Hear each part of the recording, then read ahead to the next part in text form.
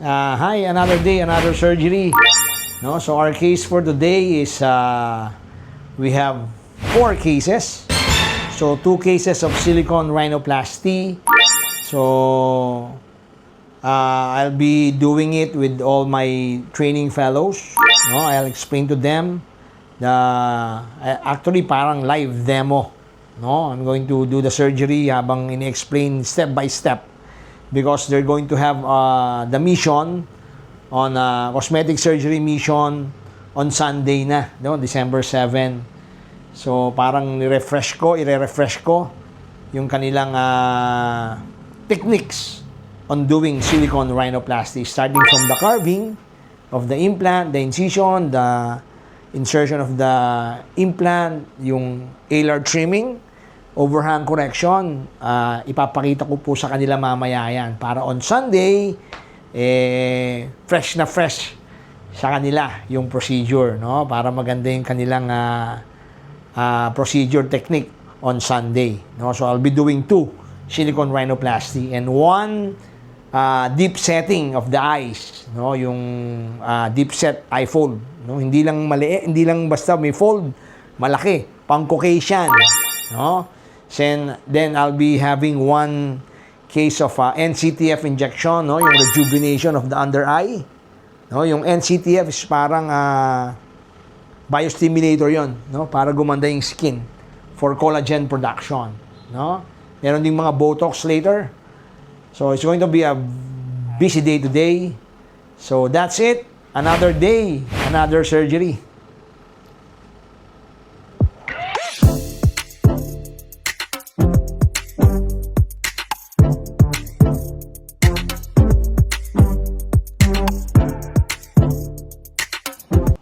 Hi, I'm done with the deep setting of the eye, no? Deep set surgery. So, yung kanyang fold dati, medyo maliit lang. So, I make it bigger para tapos tinag natin dun sa likod ng mata. When you open the eyes, mahihila yon patalikod. So, parang mata ng manika, no? Malaki yung fold. So, yan na po. We will remove the sutures after 5 days. I also did her nose several months ago. No, ang ganda na. No, dati ano to injected nose. So medyo challenging yung ano niya, pero ngayon very nice, no? Ganda ng bridge, ganda ng tip. May super tip break. Okay, so I will see her after a week. Another day, another surgery.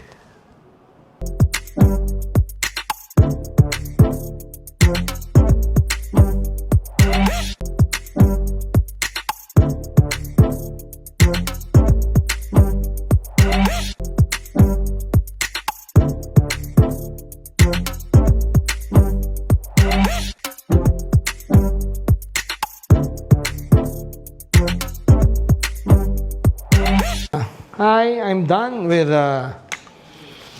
silicone rhinoplasty. So, this is the tip, no? She has overhanging ila, no? Masyadong mababa yung ila niyang ganon. So, I did an overhang correction. So, nakikita nyo na nakalabas na yung columella, no? May columellar show. Then, the nasofrontal angle is very nice, no? Yung take off. So, this is silicone rhinoplasty.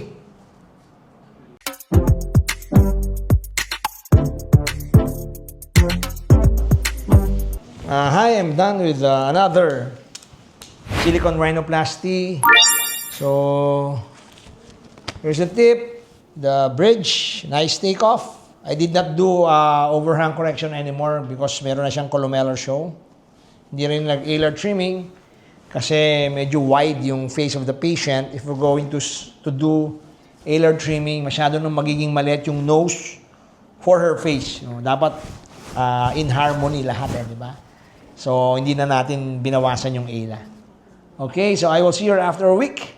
Another day, another surgery.